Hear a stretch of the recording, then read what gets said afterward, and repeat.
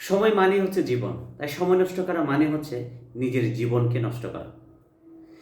যদি আপনি আপনার জীবনকে নিয়ন্ত্রণে আনতে চান, তাহলে অবশ্যই আপনি আগে আপনার সময়টাকে নিয়ন্ত্রণ করুন। সময়টাকে নিয়ন্ত্রণ করতে পারলে আপনার জীবনের নিয়ন্ত্রণ অটোমেটিক্যালি আপনার হাতে চলে আসবে। অনেকগুলো মানুষ অনেক সময় বলা যায় যে আমাদের সময়ের খুবই অভাব। আসলে মানুষের জীবনের সময়ের কোনো অভাব আছে বলাটা হচ্ছে সম্পূর্ণ ভুল এবং বোকামি। সময়ের কোনো অভাব মানুষের থাকতে পারে না। একটাই অভাব মানুষের হতে পারে বা থাকতে পারে, সেটা হচ্ছে ইচ্ছার অভাব, ইচ্ছা শক্তির অভাব। ইচ্ছা শক্তি যদি মানুষের ঠিক থাকে তাহলে সময়টাও ঠিকমতো মানুষ বের করে নিয়ে এসে কাজে রূপান্তরিত করতে পারে। পৃথিবীর প্রতিটা মানুষের জন্য সময় কিন্তু 24 ঘন্টা।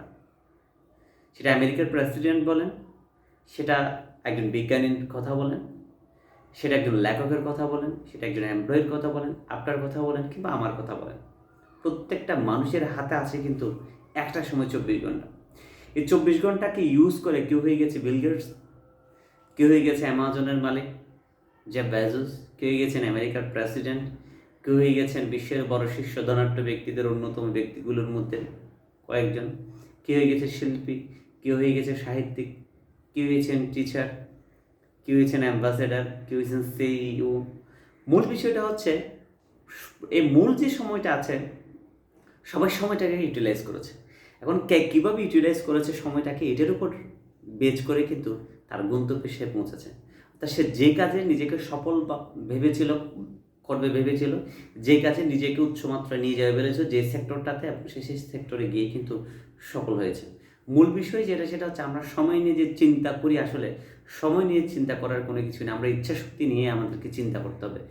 যদি আমাদের ইচ্ছা শক্তির জোরটা যদি আমরা জোরালোভাবে খাটাতে পারি, তাহলে অটোমেটিকলি আমাদের কার্যকরণগুলো কিন্তু আমাদের সঠিকভাবে সুসম্পন্ন হয়ে যাবে। তাহলে এই জায়গা থেকে যদি আমাদের নিজেদেরকে নতুনভাবে একটা সেটেলমেন্ট করতে চাই, তাহলে আমাদের একটা রুলসের মধ্যে চলে আসতে হবে, একটা রুটিনের মধ্যে চলে আসতে হবে। আমি কোন কোন কাজগুলোতে আমি সময় রাখবো।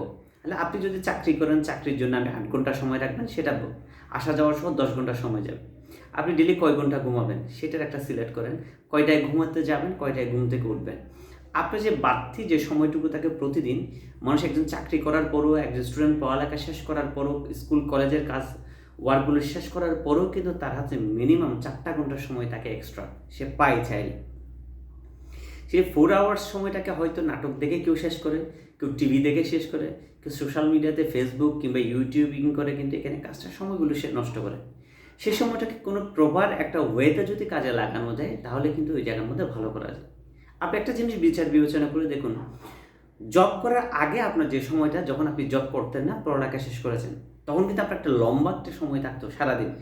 এই সারাদিনের সময়টা আপনি কোনো না কোনো কাজে ব্যয় করে ফেলতেন। হঠাৎ আড্ডাবাজিতে আপনি নষ্ট করতেন, কিংবা বই পড়তেন, কিংবা ঘরের কোনো কাজ করতেন, কিংবা বাইরে কোনো টিউশন করতেন। এইভাবে কিন্তু সময়টা যেত। তার মানে যখন আপনি জব করতেন না, তখন লম্বা একটা সময় থাকতো, সেই সময়টাকে কিন্তু কোনোভাবে কেটে গিয়েছে। আর এখন যখন জব করেন, তখন জবের মধ্যে সময়টা কাটে। তার মানে এখন জবের মধ্যে সময়টা কাটে, এরপরেও কিন্তু আপনার বাড়তি একটা টাইম থেকে যায়। কিন্তু যখন আপনি জব করতেন না, তখন মনে হয়েছে আপনার প্রচুর কাজ আছে সারাদিনে মিলে, কিন্তু আসলে আপনার কোনো কাজ ছিল না। কিন্তু আপনি কোনো না কোনো একটা কাজের মধ্যে গিয়েছেন, সেটা হয়তো রাইট ওয়ার্ক, হয়তো বা রং ওয়ার্ক হতে পারে। ঠিক তেমনি আপনি যখন কর্মক্ষেত্রে চলে গেলেন, আপনি আরেকটা ধাপে এগিয়ে গেলেন। আপনি যখন কর্মক্ষেত্রে ছিলেন না, তখন কেউ না কেউ আপনাকে ইউটিলাইজ করতো, কারো না কারো কাজে আপনাকে খাটাতো, কারো না কারো কাজে আপনাকে ইউটিলাইজ করতো। তো আপনার যদি এখন ওইরকম কোনো বিষয় থাকে, কেউ না কেউ আপনাকে ইউজ করছে, আপনার সময়টাকে কেউ চুরি করছে, মানে কারো অন্যের কাজে আপনার সময়টাকে সে কাজে লাগাচ্ছে। আপনি হয়তো সাময়িকভাবে কিছুটা বেনিফিটেড হচ্ছেন, কিছু গাড়ি ভাড়া পাচ্ছেন, কিছু পকেট খরচ পাচ্ছেন, কিন্তু আলটিমেট গন্তব্য কিন্তু লাইফ কিন্তু ওটা না। আমরা যেটা মনে করি যে না, ওখান থেকে আমি 500, 1000, 2000 টাকা পেলাম, কিন্তু আসলে আপনি তো 2000 টাকার সময়টা না, আপনি 2 লাখ টাকার সময় নষ্ট করে ফেলছেন, সেটা আপনি বুঝছেন না।